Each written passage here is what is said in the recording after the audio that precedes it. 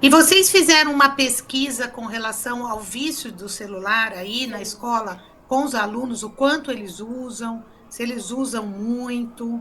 Vocês têm esses dados? Conseguiram ter esses dados ou não? A gente passou na sala para perguntar quantas pessoas mais ou menos utilizavam o celular na parte do dia, é, os aplicativos que eles mais usavam. Tá. E quais foram os resultados? Vixe, Mais ou foram menos. altos. Usavam Foram muito, muito né? altos. E os aplicativos, redes sociais. A gente também fez com os idosos. Com o quê? Com os idosos. Com os idosos. Ah, que interessante. Também foi alto? Sim, foi. Tá, A gente não tá. esperava, né, que fosse tão É, alto, mas foi bem alto. sim, sim. E os aplicativos mais usados eram redes sociais ou jogos eletrônicos? Depende muito da Lembra? idade. É que dependia muito da idade, né? Mas eram mais o Instagram, TikTok e WhatsApp. Os mais, né? Os mais utilizados mesmo, né? Sim. Bom, eu vou contar um pouquinho para vocês o que é o ambulatório de transtornos do impulso, onde fica o nosso tratamento, tá? Eu coordeno lá o grupo de psicólogos que atendem lá os pacientes, tá? Então, esse ambulatório, ele chama Ambulatório dos Transtornos do Impulso. Ele é um grande guarda-chuva. Embaixo desse ambulatório, a gente tem vários comportamentos, que são comportamentos que a gente fala que adoecem, né? Comportamentos que acabam, que são comportamentos que todo mundo faz, mas que algumas pessoas fazem muito mais e de maneira excessiva e disfuncional que acabam adoecendo, tá? Então, um dos tratamentos que a gente tem lá é o tratamento para dependentes de tecnologia, que a gente chama, tá? A gente também trabalha com, por exemplo, pessoas que fazem uso de jogo de azar, como as bets. A gente trata também quem faz uso de compras excessivamente e adoecem por causa disso. Pessoas que comem excessivamente e adoecem por causa disso. Então, esse ambulatório, ele trata do que a gente chama dependências comportamentais. Quando a gente fala em dependência, meninas, a gente está falando em vício. Nós agora, né, ultimamente, a gente não tem usado muito o termo vício, a gente prefere usar o termo dependência ao invés de vício, mas eles são a mesma coisa, tá? Porque a gente achou que o vício ele está muito coligado à dependência química, né? Embora a gente trabalhe com a mesma circuitaria cerebral, dependência química e dependência comportamental, a gente vai falar da tecnologia como uma dependência comportamental. Não dá para eu chegar para a pessoa e falar, oh, nunca mais usa porque isso aqui é tóxico. Não dá. Né? A gente vive aqui, a gente está podendo ter essa conversa por conta da tecnologia, né? Então a gente trabalha lá com essa população desde 2006. Tá? Então, esse ambulatório, ele existe já há mais tempo e este grupo trabalha atendendo pacientes desde 2006, tá? Então, já há bastante tempo que a gente vem vendo isso, antes até do advento do smartphone. Com o advento do smartphone, o que, que acontece? Toda essa tecnologia absolutamente imersiva e roubadora de atenção ficou muito próxima da gente, ficou 24 por 7, né? 24 horas por dia, 7 dias por semana, que é o talzinho do smartphone, tá? Existem algumas pesquisas que se correlacionam a, ao surgimento do iPhone com o aumento, né, dos índices de depressão, ansiedade, até de suicídio. Eles fazem essa correlação. É que no âmbito da ciência e da pesquisa, nem tudo é praticamente algo que a gente possa dizer, olha, isto está absolutamente ligado a isso, né? Porque, na verdade, a gente precisa de pesquisas mais longitudinais. E o uso da tecnologia é uma coisa nova. A gente está trocando a roda do carro com o carro andando. Sobre como cuidar das pessoas que estão adoecendo por conta de algo que a gente pode fazer de maneira saudável, tá? É mais ou menos essa a minha introdução. Se vocês quiserem fazer as perguntas, eu vou respondendo as perguntas para vocês, para a gente não perder muito tempo. Pode ser? Tá bom. bem alto, tá? Fala primeiro o seu nome. Deixa eu só dizer quem eu sou, né? Eu sou a Carla, eu sou psicóloga clínica, eu sou psicóloga há 34 anos e lá no ambulatório eu trabalho há 10 anos e coordeno esse grupo, tá? De tratamento psicoterapêutico, tá? Meu nome é Yasmin e a primeira pergunta é: o que caracteriza um dependente digital? Tá. O que caracteriza são duas questões bastante importantes. A gente tem alguns critérios diagnósticos, tá? Mas tem duas coisas que são bastante visíveis numa pessoa que está apresentando sintomas e sinais de dependência tecnológica. Primeiro é a perda de controle. Então, ele perde o controle sobre tudo que está ligado a esse uso. Então, ele fala, eu vou usar menos e não consegue, eu não vou usar nesse determinado horário e não consegue, eu vou parar de usar para poder estudar e não consegue, eu vou parar de usar para poder cuidar da minha casa e não consegue, eu vou parar de usar para poder fazer uma tarefa escolar, porque eu preciso de nota, porque eu preciso entregar amanhã e não consigo. Então, quando a gente fala em independência, a gente fala em perda de controle. A gente aqui está usando, eu costumo dizer que todo mundo está usando excessivamente, tá, gente? Porque está tudo no celular, o banco está no celular, o ticket do cinema está no celular, o iFood está no celular, o aplicativo do carro está no celular. Então, está tudo no celular, a gente está usando muito mesmo, para algumas questões funcionais, mas que pode gerar uma questão disfuncional. Tá? Então, a perda de controle é um componente muito importante quando a gente está falando em dependência. Só que a gente tem uma diferença com o uso excessivo. O uso excessivo eu uso bastante, mas eu consigo parar quando eu preciso, para que não tenha, que é o segundo fator importante, consequências, prejuízos no desenvolvimento da minha vida. Então, a gente percebe outro fenômeno, para perceber se a pessoa é dependente tecnológico, ela começa a ter prejuízos funcionais aliados a sofrimento psíquico em várias funções da vida dela, relacionamento afetivo, vida social, vida acadêmica escolar, vida profissional, vida familiar. Então, ela começa a perceber prejuízos nesses relacionamentos preponderantes que levam ao sofrimento psíquico dela e de outra pessoa. Tá? E aí ela começa, por exemplo, a sentir mais ansiedade, mais tristeza, começa a mentir sobre o uso dela, né? Não fala real para as pessoas que estão ao redor dela sobre o quanto ela usa para escapar de uma realidade ruim, de um humor ruim, de uma situação para poder se distrair. Então ela vai fazendo esses mecanismos, né, de perda de controle e de disfuncionalidade e vai mostrando ali para nós que vai havendo um adoecimento mental, né? Meu nome é Maria Yasmin e a gente queria saber qual que é a faixa etária, assim. Olha, a gente não tem pesquisas assim que mostrem a faixa etária. O que eu digo é que, assim, com relação à tecnologia, usar na infância é altamente deletério, é altamente prejudicial, porque o problema não é só o que você está fazendo na internet, é o que você deixa de fazer quando você está na internet. Então, se a gente pensar que uma criança, nos 7 primeiros anos de vida dela, ela está em franco desenvolvimento, né? Ela se privar por conta de estar passivamente na tecnologia, de correr, de pular, de dançar, de, né, brincar de pique-esconde, seja lá do que for, e de conversar com as pessoas e de se socializar e tal, ela está perdendo funções e atividades importantes para o desenvolvimento integral dela, né?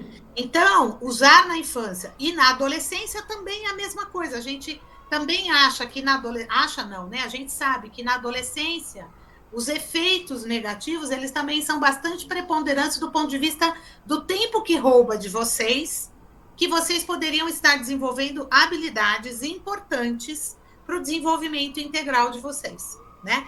Então, assim, não tem uma faixa etária. O nosso perfil lá do HC geralmente é uma pessoa um pouco mais velha, até porque a gente atende hoje em dia só adultos a partir de 18 anos. Nosso atendimento é gratuito, tá? Então, é importante que se saiba, que vocês podem divulgar para as pessoas que vocês conhecem, né? Mas a gente tem um perfil que gera em torno, assim, dos 25, 30 anos, geralmente homem, e a queixa principal é videogame, uso de videogame. E essa pessoa ela já chega para nós absolutamente disfuncional. Ela muito provavelmente começou a jogar excessivamente a partir dos 13, 15 anos, e chega para nós sem ter tido uma experiência afetiva, sem ter conseguido arrumar um trabalho, sem ter conseguido terminar o ensino médio, quiçá feito uma faculdade, com uma relação familiar absolutamente prejudicada também, tá? Qual mais? Meu nome é Ana Beatriz e vocês recebem muitos pacientes com esse vício? Olha, por incrível que pareça, não, ainda não, né? Tem crescido a procura, mas a gente acha, isso é hipótese nossa, de que as pessoas, elas ainda não se deram conta de que elas podem estar tendo sintomas de questões psíquicas por conta do celular, né? Então, a gente acaba atendendo por ano uma média de 50 pessoas. 50, 80, né? É muito pouco. Até porque a gente tem uma outra hipótese também, tudo hipótese, tá? A gente acha que as pessoas também têm um certo receio, porque elas acham que a gente vai imprimir ali no tratamento o não uso. E a gente não faz isso, a gente trabalha com autorregulação, tá? Porque não dá para simplesmente falar, não jogue mais. Não, a gente vai deixar a pessoa jogando o joguinho, o jogo eletrônico que ela está fazendo, mas de maneira mais equilibrada. Usar a rede social que ela está usando, mas de maneira mais equilibrada. E como que funciona esse tratamento do vício? Então, o tratamento é assim, essa pessoa, a partir, né, de 18 anos, ela nos procura, a gente faz uma triagem, a gente aplica algumas escalas avaliativas e vê se o grau dela é de dependência tecnológica ou de uso excessivo, porque a gente, por enquanto, atende só os dependentes tecnológicos, mas a gente recebe bastante pacientes que estão nesse limiar, né? Estão nesse limite entre o uso excessivo e o adoecimento, tá? Mas, desculpa, agora me perdi com a pergunta. Qual que era a Como que funciona o tratamento desse vício? E aí, se ele é elegível para o dependente tecnológico, que não é exatamente o que usa excessivamente, ele vai fazer uma avaliação psiquiátrica, ele vai passar pelo psiquiatra, o psiquiatra vai avaliar se ele precisa de tratamento medicamentoso para trabalhar o que a gente chama de comorbidades, tá? E aí ele passa por... Ele passa por um tratamento psicoterapêutico de 18 sessões, tá? E aí depois ele passa por algumas sessões de follow-up, em torno de 2 anos, mais ou menos, esse tratamento, contando que de terapia ele faz uns 6 meses só, tá? Depois ele fica ali, se houver necessidade, no tratamento psicoterapêutico, psiquiátrico. E qual foi o caso que mais te chocou? Que mais chocou? Então, a gente já teve casos, são muito raros, né? Mas a gente já teve casos, por exemplo, de tentativa de suicídio por conta da pessoa não ter conseguido achar nenhuma outra forma de regular. Não conseguia regular, né? Então, isso foi um caso só em todos esses anos, né? E que a gente entende foi um caso muito grave. Agora, a gente tem um caso bastante interessante, né? Que foge aos padrões hoje vigentes, que foi uma mãe que foi indicada pela filha, foi a filha que indicou ela para fazer tratamento, e que ela, na época, usava aquele jogo que eu não sei se vocês conhecem, que é o Pokémon Go. Pokémon Go. Né? Então, ela tinha uma dependência que já estava trazendo uma disfuncionalidade para ela desse jogo. E aí a gente tratou ela, mas o interessante é que foi a filha, jovem, né, que indicou ela para o tratamento. O que fazer para controlar esse vício e o que fazer para não ser um viciado? Primeiro, eu acho que vocês já começaram, né? Tomar consciência de que isso existe, de que a gente está fazendo um uso passivo, de que a gente está fazendo um uso problemático, de que a gente está muito à mercê das big techs que foram desenhadas, tanto os jogos eletrônicos como as redes sociais, a arquitetura, o design delas é para que a gente fique ali. Porque como é que eles monetizam se é de graça?